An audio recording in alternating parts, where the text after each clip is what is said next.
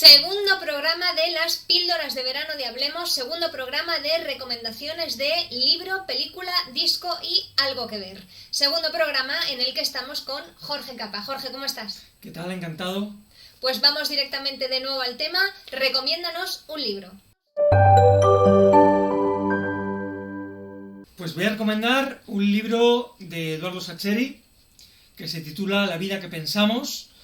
Es una antología de cuentos de fútbol publicada en 2014 que incluye 23 cuentos del autor y bueno, es un libro para mí muy recomendable y bueno, que conecta, que sirve el fútbol como puerta de entrada para hablar de muchas otras cosas. Perdona, 23 cuentos, una antología, ¿son todos cuentos recopilados de otros ya publicados o hay alguno...? La mayoría son cuentos que ya estaban publicados en otros libros e incluye varios cuentos inéditos también. Y estabas diciendo, es un libro de cuentos de fútbol, un libro que con la excusa del fútbol habla de... Pues es un libro que habla de temas como la identidad, como el amor, como la amistad, como lo que significa el triunfo.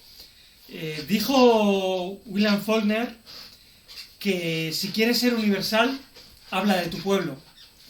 Y precisamente Eduardo Sacheri lo que hace es, mediante historias de gente corriente, de gente generalmente del extrarradio de Buenos Aires, historias de gente muy común, con las que es muy fácil empatizar con los protagonistas, con lo que les está pasando.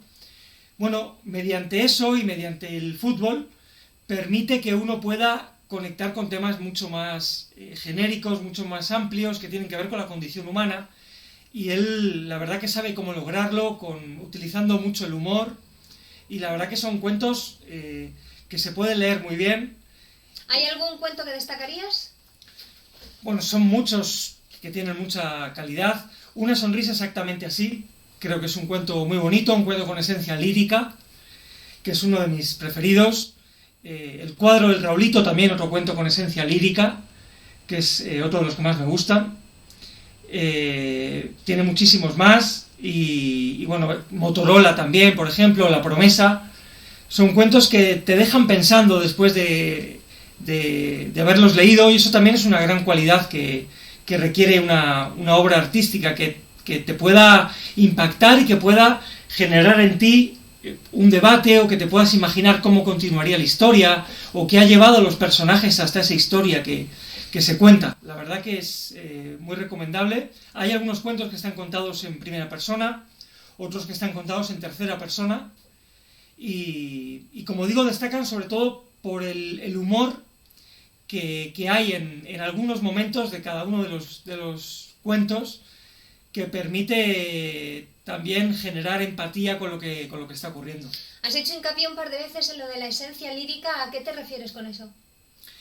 Bueno, con esencia lírica me refiero a cuentos que tienen que ver mucho con los sentimientos, que tienen que ver mucho con volcar lo mejor que tiene uno en esa historia.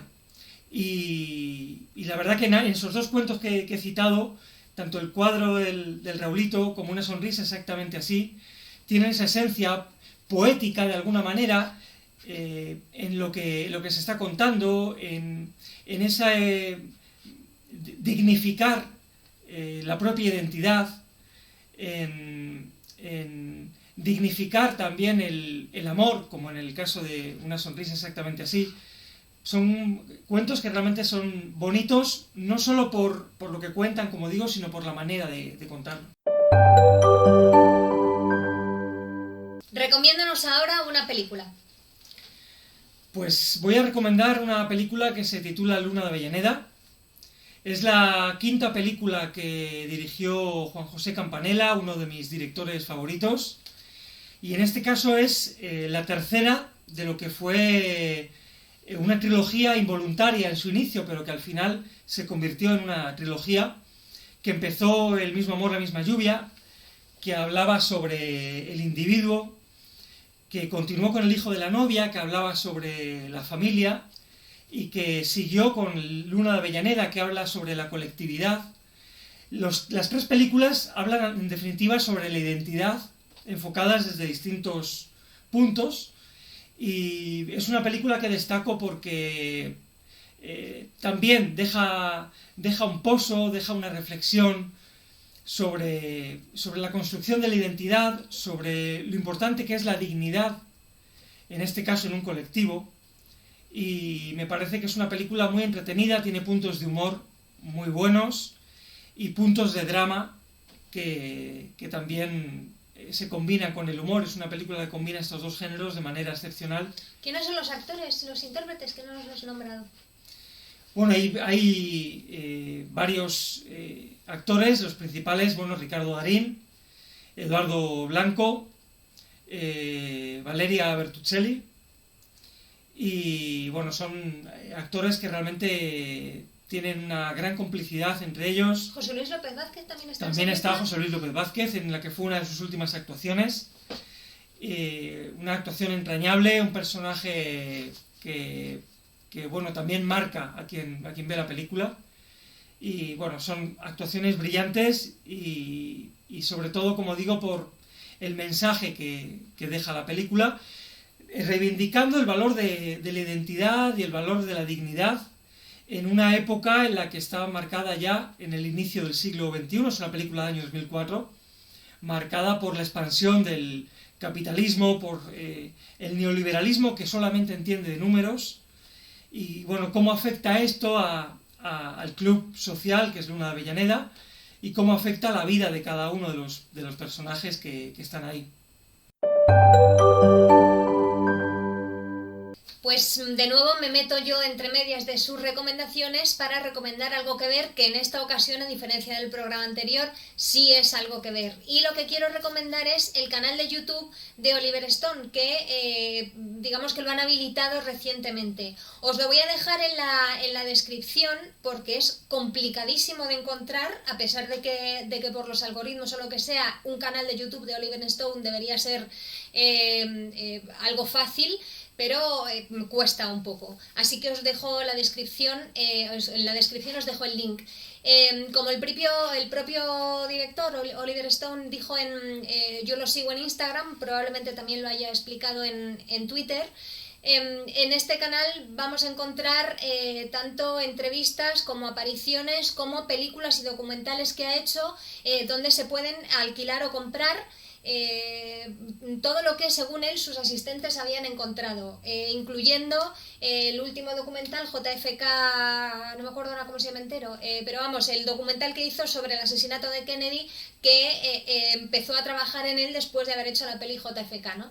El único problema es que este canal está en inglés, está subtitulado en inglés, los subtítulos automáticos de YouTube, así que si no se sabe inglés, pues a lo mejor va a ser un poquito complicado de acceder. Pero también en este canal hay un documental que se llama Ucrania en llamas, que al inicio de esta última guerra de Ucrania fue censurado por YouTube, hubo un revuelo y lo tuvieron que habilitar otra vez, pero si quieres meterte en él te hacen 214 avisos de que es un contenido que mucha gente va a encontrar ofensivo, que si realmente quieres hacerlo, en fin, cuesta un poco hasta que te dejan verlo, pero lo puedes ver, y también lo puedes ver en otro link que os voy a dejar aquí también en la descripción, que tiene subtítulos en castellano. Este documental, Ucrania en llamas, Ukraine on Fire, en el idioma original, está producido por Stone y dirigido por un tipo que se llama Igor Lapatonok, no sé cómo se pronuncia, dónde lleva el acento, pero trata sobre la injerencia tanto de la OTAN como de Estados Unidos en el golpe de Estado que hubo en Ucrania en 2014 y cuáles fueron sus consecuencias. Que es de hecho parte del origen, o que explica mucho qué es lo que está ocurriendo ahora. Entonces me parece un documental brillante y me parece además muy necesario.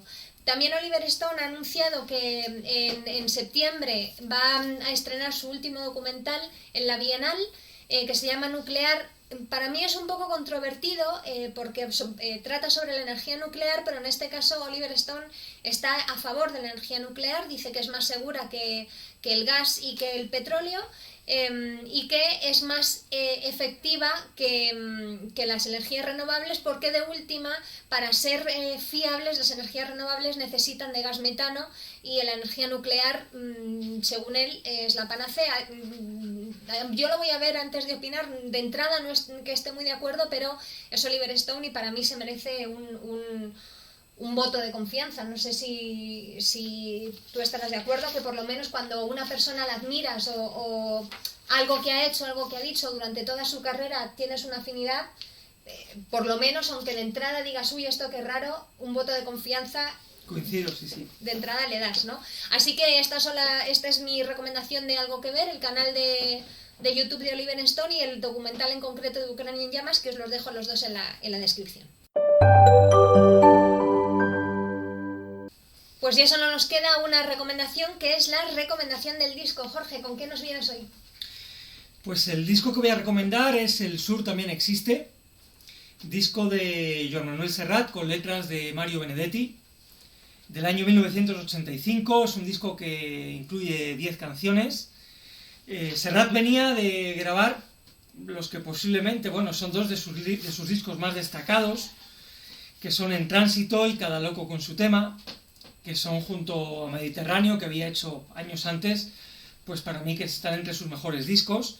Así que él estaba en un gran momento y decidió grabar un disco de poemas que hizo en letras de canciones Mario Benedetti, y quedó un disco muy bonito y que recomiendo porque me parece que tiene mucha calidad, mucha sensibilidad, y me parece que es un disco que tiene canciones como la que da título al disco, Defensa de la Alegría, Habanera, Una mujer desnuda y el oscuro, que son canciones muy bonitas y que forman parte del repertorio de Serrat de grandes canciones. Creo que tienes algo que cada autor ha dicho del disco, que Benedetti y Serrat ha dicho del disco. Sí, dijeron cosas que me parece que es importante reseñar. Antes quiero decir que Serrat y Benedetti son dos autores que tenían muchas cosas en común. En ese momento eran artistas muy populares. Benedetti ya era un poeta muy popular.